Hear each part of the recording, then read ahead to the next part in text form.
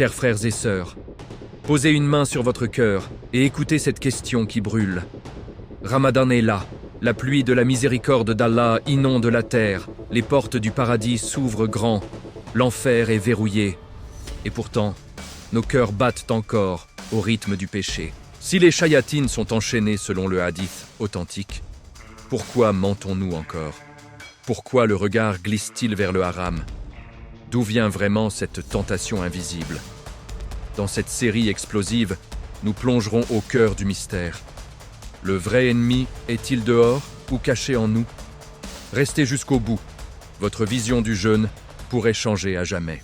Si vous découvrez Nour al-Iman aujourd'hui, abonnez-vous maintenant et rejoignez cette famille de lumière. Likez, commentez et partagez pour propager la guidance, qu'Allah vous récompense. Avant de poursuivre cette histoire, posez-vous une question. Imaginez la fierté de pouvoir enfin ouvrir le Coran et lire ces versets par vous-même, en arabe, sans bégayer. Ce n'est pas un rêve inaccessible. Avec le pack « Maîtriser le Coran », je vous propose une méthode complète, pas à pas. Vous aurez accès à plus de 5 heures de vidéos, des supports PDF et une bibliothèque de bonus incroyable pour vous accompagner. C'est conçu spécialement pour les débutants. Ne remettez plus votre apprentissage à demain. Votre voyage commence maintenant. Cliquez simplement sur le tout premier lien dans la description pour obtenir votre pack. Chapitre 1. Le hadith authentique. Satan est-il vraiment enchaîné? Chers frères et sœurs, plongeons immédiatement au cœur de la vérité révélée. Le prophète Muhammad, sallallahu alayhi wa sallam, nous a transmis une parole lumineuse, rapportée par l'imam al-Bukhari et l'imam Muslim, d'après Abu Huraira radiyallahu anhu. Lorsqu'arrive le mois de Ramadan, les portes du paradis s'ouvrent, les portes de l'enfer se ferment et les diables sont enchaînés. Cette parole n'est pas une légende, ni une exagération poétique. C'est un hadith sahih, classé mutawatir par sa force et sa multiplicité de chaînes. Il n'y a aucun doute, par la puissance d'Allah, les shayatines sont bel et bien enchaînées durant ce mois béni. Mais alors, comment expliquer que le mensonge continue de couler des langues, que les regards volent encore vers le haram, que les cœurs s'enflamment de jalousie, que les dos se courbent sous le poids de la médisance, que les affaires douteuses se concluent même entre 2 prières de tarawih? Si les diables sont prisonniers, qui donc souffle encore ses poisons dans nos âmes? Est-ce que le hadith serait faux? Allah nous en préserve. Non, la parole du messager, sallallahu alayhi wa sallam, est vérité absolue. Mais notre compréhension doit s'élever pour saisir la profondeur de cette miséricorde divine. Les savants, qu'Allah leur fasse miséricorde, ont scruté ce hadith avec une précision chirurgicale. L'imam Ibn Hajjar al-Asqalani, dans son monumental Fath al-Bari, et l'imam al-Qurtubi expliquent que les diables, dont parle le hadith, ne désignent pas l'ensemble des shayatines, mais principalement les mardas, c'est-à-dire les diables rebelles, les chefs puissants, les plus dangereux. Ceux qu'on nomme en arabe al-marida. Iblis et ses lieutenants les plus redoutables sont mis au fer. Leur pouvoir de pousser à de grands crimes, idolâtrie, meurtre, adultère manifeste, usure massive, est neutralisé. C'est pourquoi, pendant Ramadan, on observe une baisse spectaculaire des péchés capitaux qui ravagent les sociétés. Pourtant, les petits péchés persistent, un regard furtif, une parole blessante, une envie secrète, une négligence dans la prière. Pourquoi? Parce que les petits soldats du diable, les shayatines de moindre envergure, ne sont pas tous totalement immobilisés selon certaines lectures. Une narration chez An-Nasa'i précise même « Takafalat ash shayatin al-marida » Les diables rebelles et insolents sont enchaînés. Le quartier général est fermé, mais quelques éléments isolés rôdent encore. D'autres grands savants, comme l'imam Shah Waliullah ad-Dihlawi et plusieurs mutakalimoun, proposent une explication encore plus profonde. L'enchaînement est métaphorique et réel à la fois. Le jeûne resserre les vaisseaux sanguins, affaiblit le corps, et le prophète, sallallahu alayhi wa sallam, a dit « Satan circule dans le fils d'Adam par le sang. Quand le sang ralentit, le chemin de Satan devient étroit. Il perd de sa force d'influence. Il est comme un prisonnier dont les chaînes l'empêchent de courir librement. Il existe toujours, mais son pouvoir est considérablement diminué. Imaginez un général d'armée capturé. Ses troupes d'élite sont désorganisées. mais quelques messagers isolés peuvent encore transmettre de vieux ordres. C'est exactement ce qui se passe. Les grandes tentations s'effondrent, mais les habitudes accumulées pendant 11 mois continuent de murmurer. Et pourtant, frères et sœurs, même si nous acceptions que tous les shayatines, petits et grands, étaient totalement paralysés, le péché persisterait encore. Pourquoi? Parce que l'ennemi principal n'est pas seulement extérieur. Il vit à l'intérieur de nous. Le vrai responsable, c'est notre nafs, notre âme incitatrice au mal.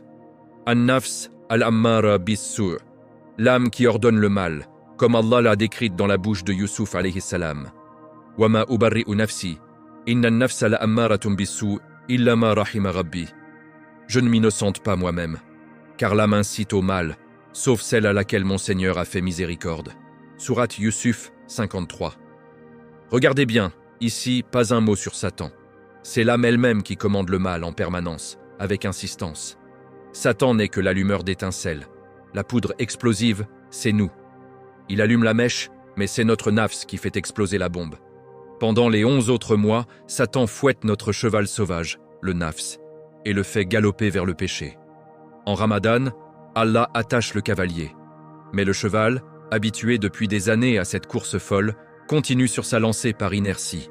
Sans cavalier, il court encore, jusqu'à ce que nous saisissions fermement les rênes par la taqwa. C'est la grande révélation de ce mois. Quand le diable est absent, notre vrai visage apparaît. Les péchés que nous commettons en Ramadan ne sont plus des excuses faciles. Shaitan m'a trompé. Non. Il révèle la vérité nue. C'est notre caractère, nos habitudes, notre manque de maîtrise qui nous trahissent. Malik ibn Dinar radiyallahu anhu disait « Je crains davantage mon nafs que Shaitan, car Shaitan me trompe puis s'éloigne, mais mon nafs reste avec moi jour et nuit. » Chers frères et sœurs, ce premier chapitre n'est que le début du voyage. Nous venons d'ouvrir la porte de la compréhension authentique du hadith. Dans les chapitres suivants, nous plongerons plus loin. Qui est vraiment cet ennemi intérieur? Comment les shayatin ins, les diables humains, prennent le relais? Comment briser les chaînes invisibles de nos habitudes? Si ces paroles ont touché votre cœur, si vous sentez que cette lumière commence à éclairer votre Ramadan, alors likez cette vidéo, abonnez-vous à Nour al-Iman et activez la cloche pour ne manquer aucun épisode. Partagez avec ceux que vous aimez. Peut-être que ce message sera la cause de leur retour vers Allah. Qu'Allah nous guide tous et nous rende victorieux sur nos nafs. À très bientôt pour le chapitre 2. Inch'Allah. Chapitre 2. L'ennemi intérieur. La nafs ammara, celle qui ordonne le mal. Chers frères et sœurs, maintenant que nous avons établi la vérité incontestable du hadith, les shayatines sont enchaînés en Ramadan, une question lancinante reste suspendue dans l'air. Si le principal tentateur est neutralisé, pourquoi continuons-nous à trébucher? Pourquoi le cœur s'agite-t-il encore? Pourquoi la langue glisse-t-elle dans le mensonge? Pourquoi l'œil cherche-t-il encore l'interdit? Pourquoi la main hésite-t-elle devant le haram alors même que Satan est en prison? La réponse, frères et sœurs, est d'une clarté terrifiante et d'une profondeur bouleversante. Allah nous l'a révélé lui-même, sans détour, dans le livre le plus pur.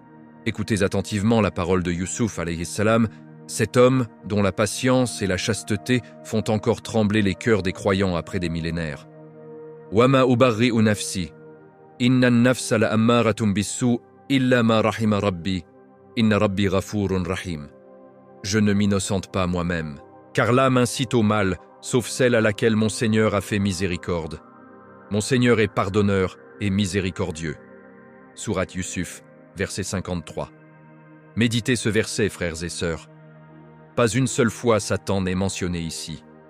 Pas un mot sur Iblis, pas une allusion à un chuchotement extérieur. C'est la nafs elle-même, an-nafs la amara bis-su, qui ordonne, qui commande, qui pousse au mal avec insistance, avec autorité, avec une répétition continuelle. En arabe, la forme amara exprime une action habituelle, insistante, presque tyrannique.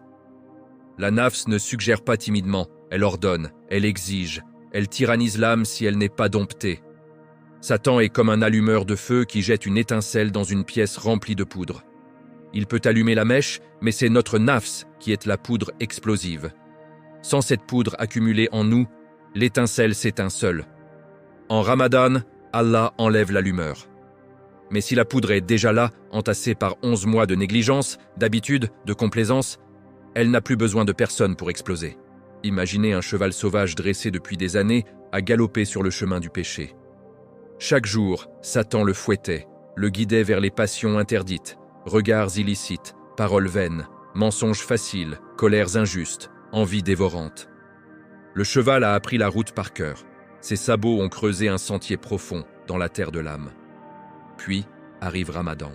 Allah descend du dos du cavalier et l'enchaîne. Le cheval se retrouve seul, mais il ne s'arrête pas net. Par inertie, par habitude gravée dans ses muscles, il continue à galoper sur le même chemin dangereux. Il faut maintenant que le cavalier intérieur, la raison illuminée par la foi, la taqwa, saisissent les rênes avec force et disent « Halte, au nom d'Allah, arrête-toi ». C'est exactement ce qui se passe en nous. Les péchés que nous commettons en Ramadan ne sont plus majoritairement des suggestions de Shaitan. Ce sont les réflexes de notre nafs ammara, les automatismes que nous avons nous-mêmes installés pendant l'année. Regard furtif, habitude. Médisance rapide, réflexe. Colère qui monte en un instant, programme automatique. Jalousie qui ronge le cœur en voyant le succès d'un frère, chemin tracé depuis longtemps. Malik ibn Dinar, radiyallahu anh, ce grand tabi'i au cœur brisé par la crainte d'Allah, disait une phrase qui devrait nous glacer le sang. « Je crains mon nafs plus que je ne crains Shaitan. Car Shaitan me trompe un moment puis s'éloigne, mais mon nafs reste avec moi nuit et jour, à l'intérieur de moi. Et frères et sœurs, comprenez la gravité. Quand Satan est absent, notre excuse favorite s'effondre. Nous ne pouvons plus dire « Shaitan m'a trompé ». Le miroir est devant nous. Le péché commis en Ramadan est le reflet le plus honnête de qui nous sommes vraiment sans influence extérieure. C'est pour cela que ce mois est si précieux. Il nous met face à notre propre réalité. Il nous oblige à regarder en nous-mêmes et à dire « Le problème n'est pas dehors. Le problème est ici, dans ce cœur que je porte. » La science moderne confirme d'ailleurs cette vérité ancienne. Les neurosciences parlent de voie neuronale. Chaque fois que nous répétons un comportement, bon ou mauvais, le cerveau creuse un sillon plus profond, un chemin plus rapide, un réflexe plus automatique. 11 mois à céder à la colère, au regard haram, à la paresse dans l'adoration, et ces sillons deviennent autoroutes. Ramadan arrive, Satan s'en va, mais les autoroutes restent. Le péché circule en pilote automatique. C'est pourquoi le prophète, sallallahu alayhi wa sallam, a dit une parole terrible qui devrait nous faire trembler. Celui qui ne délaisse pas le mensonge et les actions mauvaises alors qu'il jeûne, Allah n'a aucun besoin qu'il délaisse sa nourriture et sa boisson. Rapporté par Al-Bukhari. Imaginez, vous jeûnez, vous avez faim, vous avez soif, vous supportez la fatigue, mais votre langue ment, votre œil convoite, votre cœur envie. Votre jeûne devient alors comme un corps sans âme, beau de l'extérieur, vide à l'intérieur, comme un fruit magnifique dont l'intérieur est pourri par les vers. Mais frères et sœurs, ne désespérez pas. Allah n'a pas révélé cette vérité pour nous accabler, mais pour nous guérir. Il nous montre la maladie pour que nous cherchions le remède. Et le remède existe. Il s'appelle Mujahadat an-Nafs, le combat contre l'âme incitatrice au mal. Ramadan est le camp d'entraînement divin pour ce jihad intérieur. Dans les chapitres suivants, nous verrons comment les shayatin ins, ces diables humains qui nous entourent, prennent le relais quand les djinns sont enchaînés. Nous explorerons les pièges de l'environnement, des réseaux sociaux, des mauvaises compagnies. Et surtout, nous découvrirons les armes puissantes que le Coran et la Sunna nous ont données pour dompter cette nafs ammara et la transformer, insha'Allah, en nafs mutma'inna, l'âme apaisée. Si ce chapitre a remué quelque chose en vous, si vous sentez que le doigt d'Allah pointe vers votre propre cœur pour vous réveiller, alors likez cette vidéo, abonnez-vous à Nour Al-Iman et activez la cloche pour recevoir chaque épisode. Partagez avec un frère ou une sœur qui en a besoin. Votre partage pourrait être la cause de leur salut. Qu'Allah nous aide tous à vaincre notre nafs et à remplir ce ramadan de taqwa sincère. À très bientôt pour le chapitre 3, Inch'Allah. Chapitre 3. Les shayatin ins. Les diables humains qui ne sont jamais enchaînés. Chers frères et sœurs, imaginez la scène. Les djinns shayatin, les plus puissants, sont enchaînés dans les abysses par la volonté d'Allah. Leurs murmures les plus venimeux sont étouffés. Leurs grandes machinations, idolâtrie ouverte, crimes effroyables, corruption massive, sont paralysés pour un mois entier. Mais le champ de bataille ne se vide pas pour autant. Au contraire, un autre ennemi bien plus insidieux prend la relève sans jamais avoir été entravé. Les shayatin ins, les diables en forme humaine. Allah, dans sa sagesse infinie, nous met en garde dès la sourate Al-An'am, verset 112. وَكَذَلِكَ جَعَلْنَا لِكُلِّ نَبِيٍّ عَدُوًّا شَيَاطِينَ الْإِنسِ وَالْجِنِّ يُوحِي بَعْضُهُمْ إِلَى بَعْضٍ زُخْرُفَ الْقَوْلِ غُرُورًا. Et ainsi, nous avons assigné à chaque prophète des ennemis, des diables parmi les hommes et les djinns. Ils se suggèrent les uns aux autres des paroles enjolivées par tromperie. Remarquez l'ordre divin. Allah mentionne d'abord shayatin al-ins, les diables humains, avant les djinns. Pourquoi? Parce qu'en Ramadan, les shayatin djinns sont enchaînés, mais les shayatin ins, eux, restent libres, actifs, omniprésents. Ils marchent parmi nous, sourient, parlent doucement, partagent des repas, envoient des messages, postent des stories et distillent le poison avec une douceur mortelle. L'imam Ibn Kathir, dans son tafsir magistral, explique que ces diables humains sont souvent plus dangereux que les djinns. Pourquoi? Parce qu'un djinn shaitan fuit dès que vous dites « A'udhu billahi min ash-shaytan ir-rajim » ou que vous prononcez le nom d'Allah. Il devient invisible, impuissant. Mais un diable humain, il reste assis en face de vous. Il argumente. Il normalise le haram, il rend le péché attirant, moderne, inoffensif. Il vous dit « Juste un petit regard, ça ne fait rien. Une petite blague sur un tel, c'est pas de la ghiba. Regarde cette vidéo, c'est drôle, tu jeûnes quand même. » Frères et sœurs, ces shayatin ans opèrent à travers plusieurs canaux en Ramadan. Le premier, le plus puissant aujourd'hui, l'écran de votre téléphone. L'algorithme de YouTube, Instagram, TikTok, Snapchat n'est pas neutre. Il a été programmé par des humains, souvent des shayatin ins, pour vous garder accroché le plus longtemps possible. En Ramadan, alors que vous êtes affaibli par la faim et la soif, une notification arrive. Une vidéo suggestive, une pub indécente, un réel qui fait monter la tentation. Vous cliquez. 1 minute devient 10, puis 30. Le jeûne du ventre est respecté, mais le jeûne des yeux et du cœur est brisé. Qui vous a poussé? Pas un djinn enchaîné, mais le créateur du contenu, l'algorithme, la personne qui a liké pour vous faire venir, tous ces relais humains. Le deuxième canal, les mauvaises compagnies. Le prophète, sallallahu alayhi wa sallam, comparait le bon compagnon au vendeur de parfums et le mauvais au forgeron. L'un vous parfume, l'autre vous brûle avec ses étincelles. En Ramadan, même si les djinns shayatin sont absents, vos amis forgerons sont toujours là. Celui qui vous appelle pour sortir un peu, juste pour discuter, celui qui allume une cigarette devant vous en riant « T'es en train de jeûner sérieusement, toi ?» Celui qui lance une blague obscène pendant le iftar. Ce sont eux, les shayatinins du moment. Ils ne vous forcent pas, ils normalisent. Et la normalisation est plus destructrice que la force brute. Le troisième canal, l'environnement social et culturel. Les rues qui résonnent de musique forte, les voisins qui fument ouvertement, les discussions familiales où l'on critique les autres sous prétexte de vérité, les publicités haram partout. Tout cela forme un filet invisible tendu par des humains. Satan a construit ce système pendant 11 mois. En Ramadan, il est en prison, mais le filet reste tendu. Si vous marchez distraitement, vous vous y prenez. Et votre nafs amara, déjà affaibli par le jeûne, n'a plus la force de résister. Frères et sœurs, comprenez cette vérité douloureuse. Quand un djinn shaitan est enchaîné, il ne peut plus agir directement. Mais les pièges qu'il a posés, via des humains, continuent de fonctionner. C'est comme un chasseur qui tend un piège et part en voyage. Le piège reste là. Le cerf qui passe se fait prendre, non pas parce que le chasseur est présent, mais parce que le piège existe toujours. En Ramadan, Allah nous offre une immense faveur. Il retire le chasseur principal. Mais il laisse les pièges pour tester notre taqwa. Il veut voir, vas-tu éviter le piège par toi-même? Vas-tu baisser le regard devant cette pub? Vas-tu quitter la compagnie qui te tire vers le bas? Vas-tu éteindre ton téléphone quand la tentation monte? C'est là que se mesure la vraie foi. Le prophète, sallallahu alayhi wa sallam, nous a avertis. Les gens sont de deux types. Un vendeur de parfum qui te parfume ou te vend du parfum, et un forgeron dont l'odeur et les étincelles te brûlent.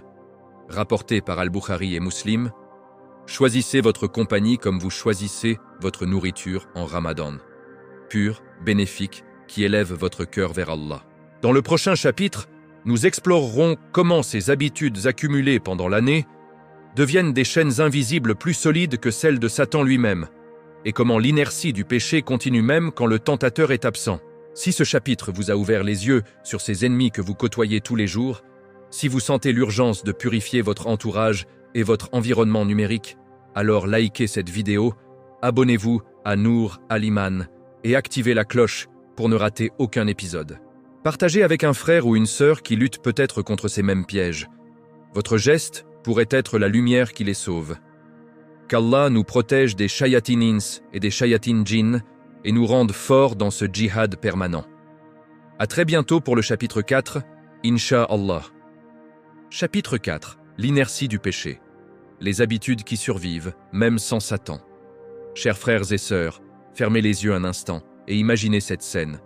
Un train lancé à pleine vitesse sur des rails usés par des années de trajet quotidien. Le conducteur, Satan, est soudain arrêté, menotté, jeté hors de la locomotive. Le train devrait s'arrêter net, n'est-ce pas? Pourtant, non. Par la force de l'élan, par l'inertie accumulée, les wagons continuent à rouler, parfois sur des kilomètres, avant de ralentir. Le frein n'est pas actionné automatiquement. Il faut quelqu'un pour tirer dessus avec force. C'est exactement ce qui arrive à nos âmes en Ramadan. Satan est enchaîné. Ses suggestions les plus puissantes sont bloquées. Mais nos habitudes, forgées pendant 11 mois de négligence, roulent encore sur les rails du péché. Elles ont leur propre momentum. Elles ne s'arrêtent pas parce que le tentateur principal a disparu. Elles continuent parce que nous les avons entraînées à avancer ainsi. Chaque regard haram posé pendant l'année a creusé un sillon plus profond dans le cerveau. Chaque mensonge proféré a renforcé un circuit neuronal. Chaque minute passée à médire, à envier, à procrastiner dans la prière, à scroller sans fin, a construit une autoroute automatique dans notre esprit. La science appelle cela les neural pathways, des chemins neuronaux si bien tracés qu'ils deviennent des réflexes.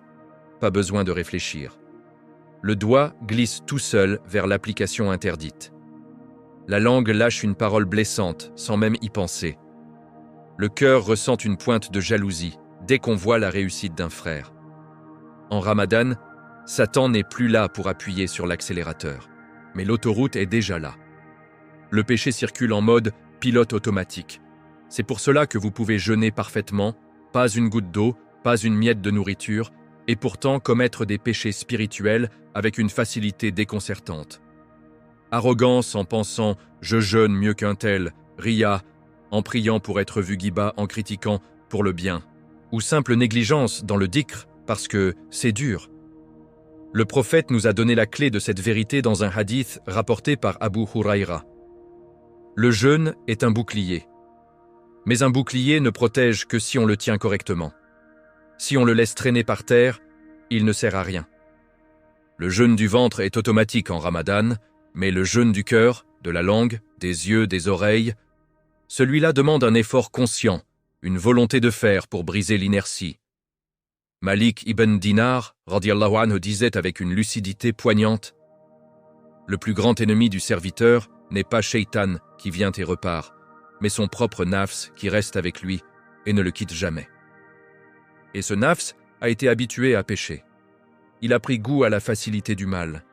Enlever Satan, c'est comme enlever la béquille. Soudain, on voit si on sait vraiment marcher seul. Frères et sœurs, cette inertie est l'une des plus grandes épreuves de Ramadan.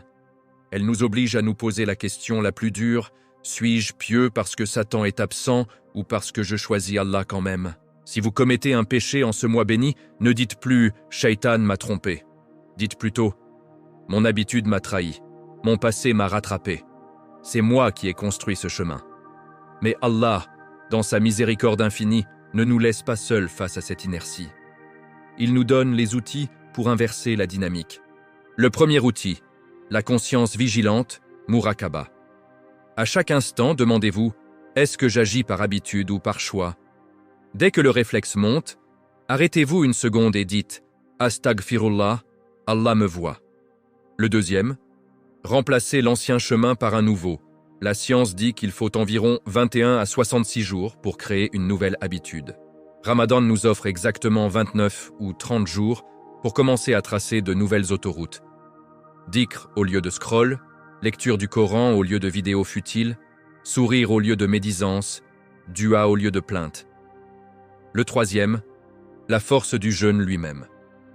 Le prophète a dit « Le jeûne est une moitié de la patience ». Le jeûne nous apprend à dire non à nos désirs les plus basiques. Utilisez cette force pour dire non aux vieux réflexes. Chaque fois que vous résistez à une habitude pécheresse, vous renforcez un nouveau sillon, celui de la taqwa. Imaginez, à la fin de Ramadan, quand Satan reviendra, il trouvera un serviteur changé.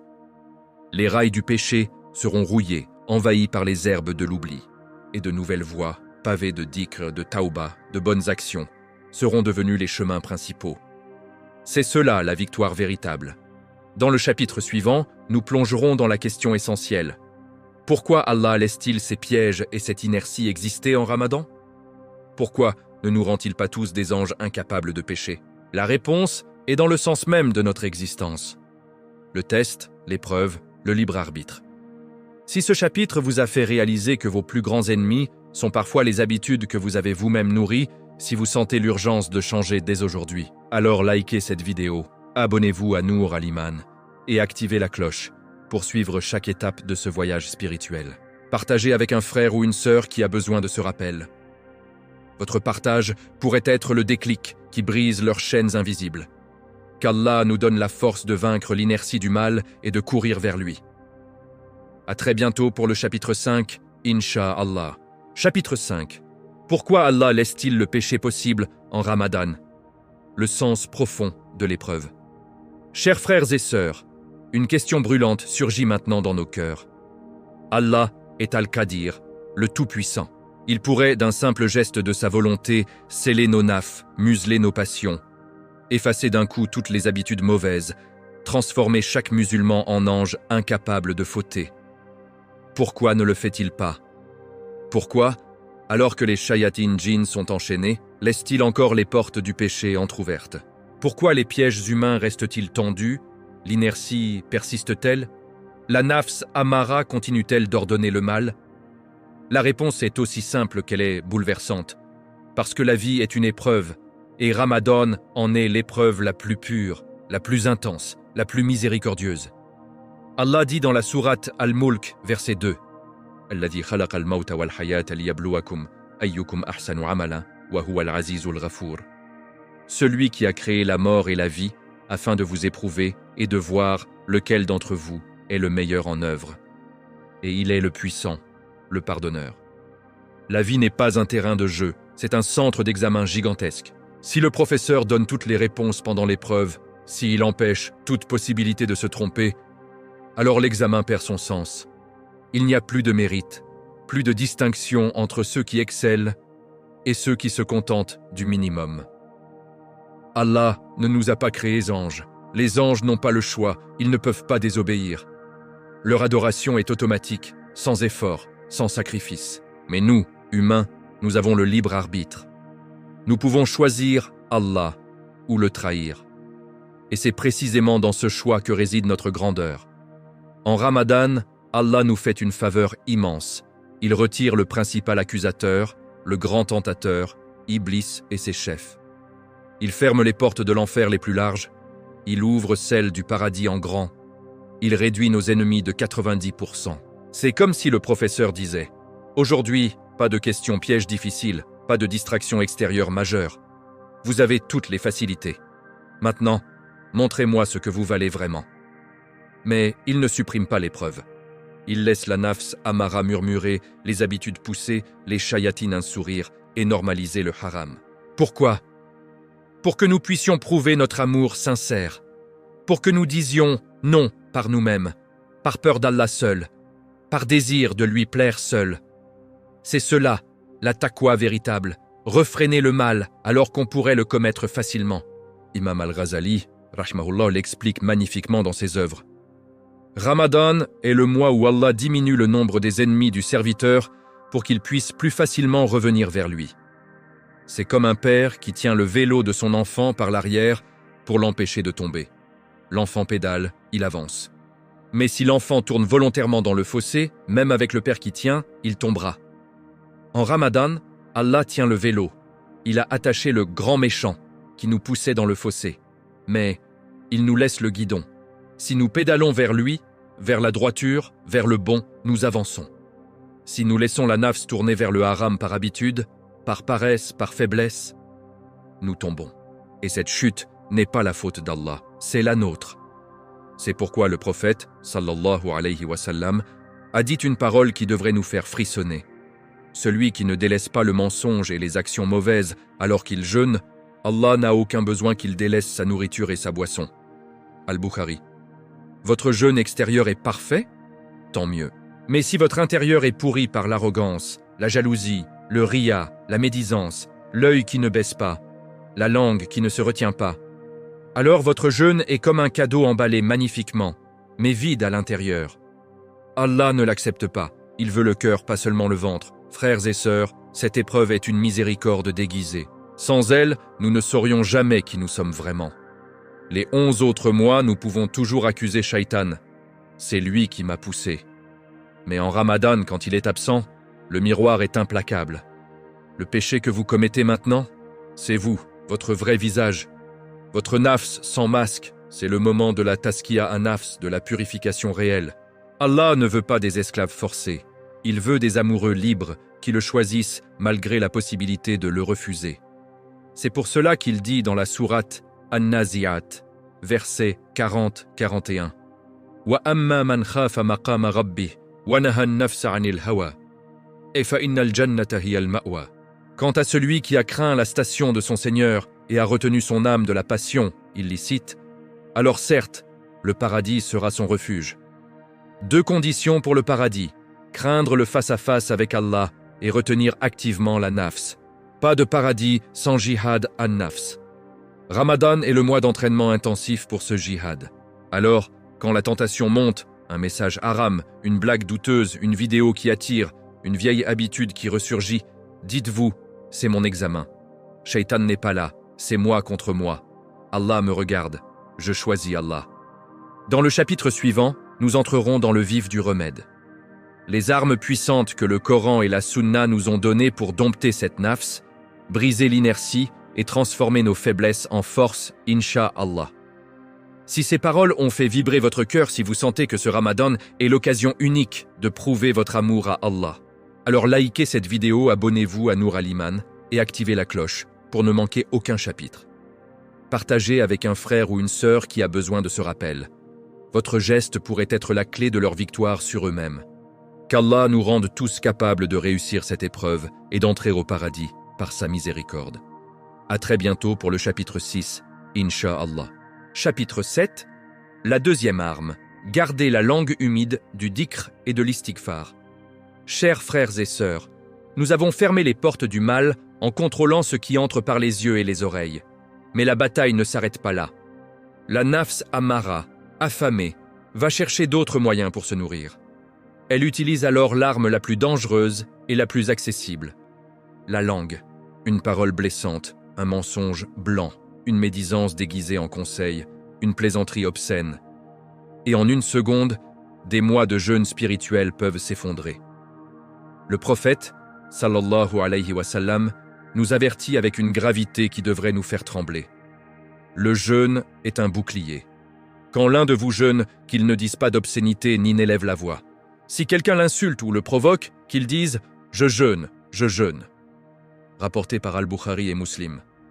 Et dans un autre hadith authentique, celui qui ne délaisse pas le mensonge et les actions mauvaises alors que il jeûne, Allah n'a aucun besoin qu'il délaisse sa nourriture et sa boisson.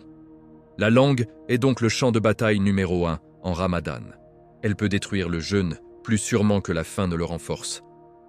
Mais Allah, dans sa sagesse, nous a donné les antidotes parfaits.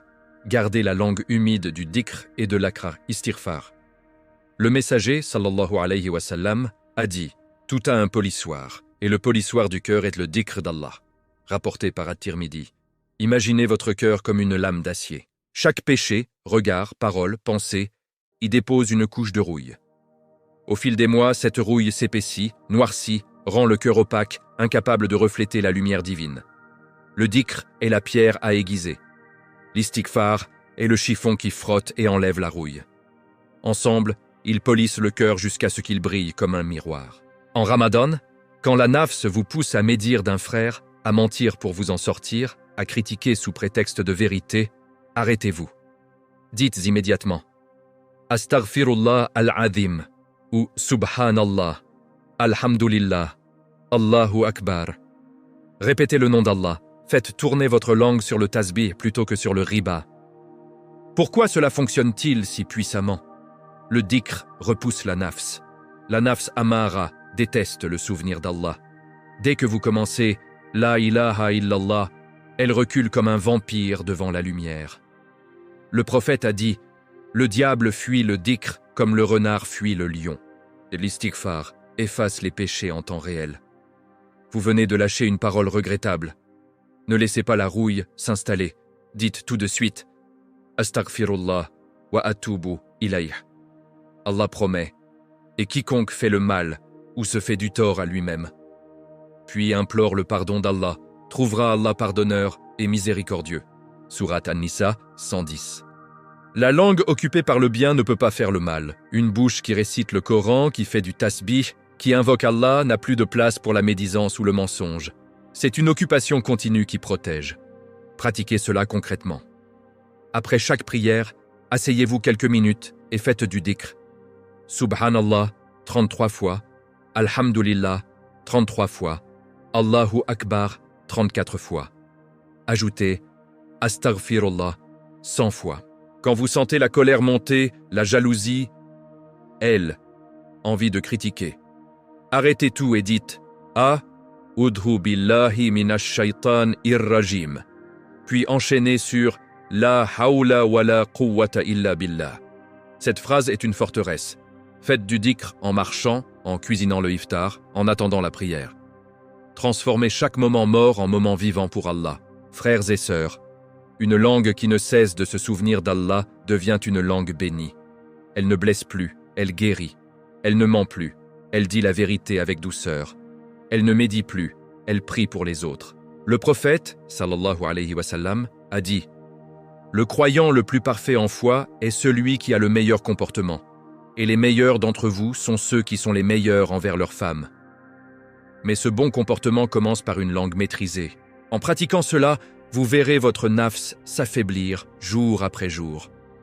La rouille disparaît, le cœur s'éclaire, la paix descend. Et même quand Satan reviendra après Ramadan, il trouvera un cœur si poli par le dhikr qu'il ne pourra plus y déposer sa saleté facilement. Dans le chapitre suivant, nous plongerons dans la troisième et plus puissante arme, la crainte de la station des Allah et le jihad an-nafs, retenir Eloham de ses passions illicites, la clé même du paradis promise dans le Coran. Si ce chapitre vous a donné envie de remplir votre bouche de dhikr dès maintenant, de remplacer chaque parole vaine par un astaghfirullah, alors likez cette vidéo, abonnez-vous à Nour al-Iman et activez la cloche pour recevoir chaque remède divin. Partagez avec un frère ou une sœur dont la langue a besoin de ce rappel urgent. Votre partage pourrait sauver son jeûne. Qu'Allah rende nos langues humides de son souvenir et sèches de tout mal. À très bientôt pour le chapitre 8, Inch'Allah. Chapitre 8. La troisième arme. La crainte de la station d'Allah et le djihad an-nafs. Chers frères et sœurs, nous avons fermé les portes du mal, poli le cœur par le dhikr incessant.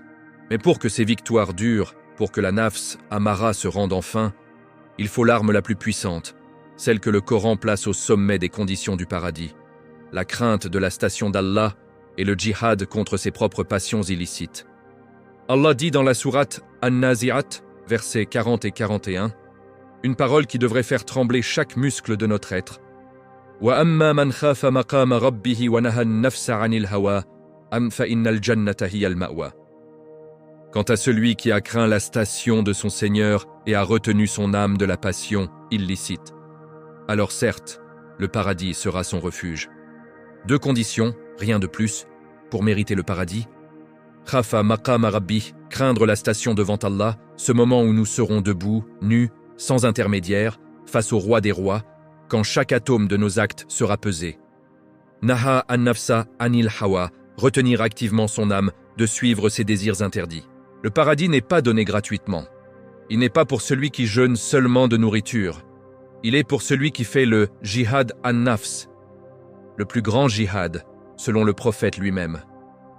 Quand on lui demanda « Quel est le jihad le plus méritoire ?» il répondit « Le jihad contre ton propre nafs et tes passions. » En Ramadan, ce jihad devient plus facile et plus glorieux. Pourquoi ? Parce que Satan est enchaîné. Les grandes tentations extérieures sont affaiblies. Le terrain est nivelé. Allah vous dit « Je t'ai enlevé 90% des obstacles. Maintenant, fais ton 10%. Retiens ta nafs quand elle hurle pour le haram. » Concrètement, comment pratiquer ce jihad en ce mois béni ? Quand la nafs dit « Regarde juste une seconde », dites-lui « Non, Allah me voit, maqami inda rabbi. Je crains ce jour où il me demandera « Pourquoi as-tu regardé ce que je t'avais interdit ?» Baissez les yeux. Ce « non » est un coup de sabre dans le cœur de la nafs. Quand elle murmure « Mens un peu, c'est plus simple », répondez « Non ». Le mensonge est la clé de tous les maux. Allah déteste le menteur. Je préfère la vérité, même si elle me coûte. Et rappelez-vous le hadith. Laissez le mensonge, même s'il est petit. Quand la jalousie monte en voyant le succès d'un frère, arrêtez-la net. Ô nafs, tais-toi. Ce que Allah lui a donné est à lui. Moi, je demande à Allah ce qui était meilleur pour moi. Invoquez. Allahumma barik lahu wa zidu khayran. Quand la paresse vous dit « Repose-toi, la tarawi peut attendre », levez-vous. Dites « Je crains la station de mon Seigneur, je ne veux pas arriver devant lui les mains vides. » Allez prier. Chaque raka'a supplémentaire est une victoire sur la nafs. Ce djihad n'est pas une guerre contre vous-même au sens destructeur. C'est une éducation. Vous disciplinez un cheval sauvage pour qu'il devienne une monture noble. Vous domptez une bête pour qu'elle vous porte vers Allah. Chaque fois que vous dites non à la nafs par peur d'Allah, vous la rendez plus faible, plus soumise. Jour après jour, elle passe de Amara, qui ordonne le mal, à Lawama, qui se blâme elle-même quand elle faute. Puis, par la miséricorde d'Allah, à Mutma'inna, apaisée, satisfaite, appelée par son Seigneur. Ô toi l'âme apaisée, reviens vers ton Seigneur agréante et agréée. Sourate Al-Fajr. Frères et sœurs, ce Ramadan est votre camp d'entraînement intensif. Profitez-en. Chaque tentation refusée est une médaille devant Allah. Chaque non à la passion est un pas vers le paradis, promis dans ce verset. Le prophète nous donne l'exemple parfait. Il jeûnait les jours les plus chauds, priait la nuit jusqu'à ce que ses pieds enflent, et pourtant il disait « Je crains que mes actes ne soient pas acceptés ». Si le meilleur des créatures craignait ainsi, comment osons-nous nous reposer sur nos lauriers? Alors, quand la nafs vous pousse, rappelez-vous cette image. Vous êtes debout devant Allah, le jour où ni richesse ni enfants ne profiteront, sauf à celui qui vient avec un cœur saint. Ce jour approche. Retenez votre nafs aujourd'hui pour qu'elle ne vous retienne pas demain. Dans le chapitre suivant, nous explorerons l'arme ultime, celle que même les anges envient. La dua du jeûneur, cette supplication jamais refusée, cette clé qui ouvre les portes fermées par la nafs elle-même.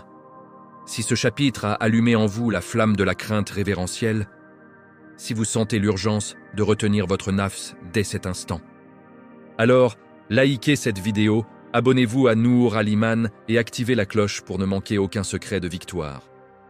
Partagez avec un frère ou une sœur qui a besoin de ce rappel puissant. Votre geste pourrait être le déclic qui les fait entrer au paradis. Qu'Allah nous accorde à tous la force de ce jihad an-nafs et nous appelle parmi les mutma'inna. À très bientôt pour le chapitre 9, Inch'Allah. Chapitre 9. L'arme ultime. La dua du jeûneur. Cette supplication jamais refusée. Chers frères et sœurs, imaginez un instant. Le roi des cieux et de la terre, Allah subhanahu wa ta'ala, annonce solennellement aux anges. Regardez mon serviteur. Il a abandonné nourriture, boisson, désir par peur de moi seul. Il est affamé, assoiffé, fatigué. Et pourtant, il lève les mains vers moi. Tout ce qu'il me demande, je le lui accorderai. Cette scène se répète chaque jour de Ramadan à chaque instant où le jeûneur invoque sincèrement. C'est l'arme ultime, celle que même les anges envient, celle que Satan ne peut contrer. La dua du jeûneur jusqu'à la rupture du jeûne. Le prophète, sallallahu alayhi wa sallam, a dit une parole qui fait vibrer les cœurs les plus durs. 3 duas ne sont jamais rejetées. La dua du jeûneur jusqu'à ce qu'il rompe son jeûne. La dua du dirigeant juste et la dua de l'opprimé. Rapporté par At-Tirmidhi, authentifié. Parmi ces 3, la nôtre est la plus accessible en ce mois. Pas besoin d'être roi, pas besoin d'être martyr. Il suffit d'être jeûneur sincère. Allah attend votre dua comme un père attend le retour de son enfant perdu. Il dit aux anges, « Mon serviteur m'invoque, il m'appelle, écoutez-le. » Mais pourquoi cette dua est-elle si puissante contre la nafs amara, contre les habitudes, contre les pièges restants? Parce que la dua n'est pas seulement une demande, c'est une reddition totale. Quand vous dites « Oh Allah, ma nafs me tire vers le mal, je suis faible, toi seul es fort, libère-moi de son esclavage, rends-moi plus fort que mes passions, purifie mon cœur. » Vous reconnaissez votre faiblesse et vous remettez tout entre ses mains. C'est l'humilité absolue, et Allah adore l'humilité. Il dit « Invoquez-moi, je vous répondrai. » Sourate Ghafir, 60. En Ramadan, Satan est enchaîné, mais votre nafs est encore là, hurlant pour ses désirs. La dua est le moment où vous lui dites « Tais-toi, c'est Allah qui décide maintenant. » Et quand une larme coule sur votre joue, pendant que vous le suppliez, cette larme efface des montagnes de péché. Le prophète a dit « Les yeux qui pleurent par crainte d'Allah ne seront jamais touchés par le feu. » Comment transformer chaque dua en arme invincible? Choisissez les moments d'or, juste avant la rupture du jeûne, quand la faim et la soif sont à leur comble. C'est là que la dua est la plus pure, la plus désespérée, la plus acceptée. Asseyez-vous, levez les mains, fermez les yeux, oubliez le monde. Parlez à Allah comme à votre meilleur ami, comme à votre seul espoir. Soyez spécifique contre votre nafs. Ne demandez pas vaguement « Pardonne-moi ». Dites « Oh Allah, tu sais comment mon regard glisse vers le haram, comment ma langue aime la médisance, comment mon cœur envie. Brise ces chaînes en moi. Donne-moi la force de retenir ma nafs comme tu as retenu les cieux et la terre. Fais de moi un muttaqi. » Pleurez, insistez, répétez. La dua n'est pas une formalité. Criez-lui votre faiblesse. Répétez. « Ya Rabbi, je suis ton serviteur faible. Toi, tu es le fort, le miséricordieux. Ne me laisse pas à moi-même un instant. » Une seule larme sincère vaut plus que 1000 nuits de prière sans cœur. Ajoutez la tauba immédiate. Si vous tombez dans un péché pendant la journée, ne désespérez pas. Levez les mains tout de suite. Astaghfirullah, oh Allah, je reviens à toi. Accepte ma tauba, efface cette faute, ne laisse pas ma nafs gagner. Allah aime celui qui revient sans cesse. Frères et sœurs, cette dua est votre arme secrète. Satan peut murmurer, les habitudes peuvent pousser, les shayatin ins peuvent tendre des pièges. Mais quand vous invoquez Allah avec le cœur brisé, les chaînes se brisent. La nafs s'incline, le paradis se rapproche. Le prophète, sallallahu alayhi wa sallam, nous a promis. Le jeûneur a 2 joies, une quand il rompt son jeûne et une quand il rencontre son Seigneur. Cette deuxième joie commence dès la dua. C'est le goût de la proximité divine, le sentiment que Allah vous écoute, vous aime, vous pardonne. Alors, en ces derniers jours de Ramadan, ne laissez pas passer une seule occasion. Avant le maghrib, avant le souhur, au milieu de la nuit, levez les mains et pleurez. Demandez la victoire sur votre nafs. Demandez la nafs mutmainna. Demandez le paradis sans compte. Allah attend. Dans le dernier chapitre, nous rassemblerons toutes ces armes en un plan d'action final pour transformer ce Ramadan en point de non-retour. Le moment où Satan reviendra, mais vous ne serez plus le même. Si ce chapitre a fait monter les larmes à vos yeux, si vous sentez déjà l'envie de lever les mains ce soir et de tout lui confier, alors likez cette vidéo, abonnez-vous à Nour Al-Iman et activez la cloche pour ne manquer aucun appel à la victoire. Partagez avec un frère ou une sœur qui a besoin de redécouvrir la puissance de la dua. Votre partage pourrait être la cause de leur dua acceptée. Qu'Allah exauce nos invocations, purifie nos cœurs et nous accueille au paradis. À très bientôt pour le chapitre final, Inch'Allah. Chapitre 10, le plan final. Transformez ce Ramadan en point de non-retour. Chers frères et sœurs, nous voici au terme de ce voyage lumineux à travers les mystères du péché en Ramadan. Nous avons ouvert les yeux sur la vérité. Satan est enchaîné. Mais notre nafs, amara, nos habitudes, les shayatin ins et l'inertie du mal continuent de nous tester. Allah nous a retiré le principal ennemi pour nous offrir une miséricorde immense. L'occasion de nous voir tels que nous sommes vraiment, sans masque, sans excuses faciles. Et il nous a armés comme jamais.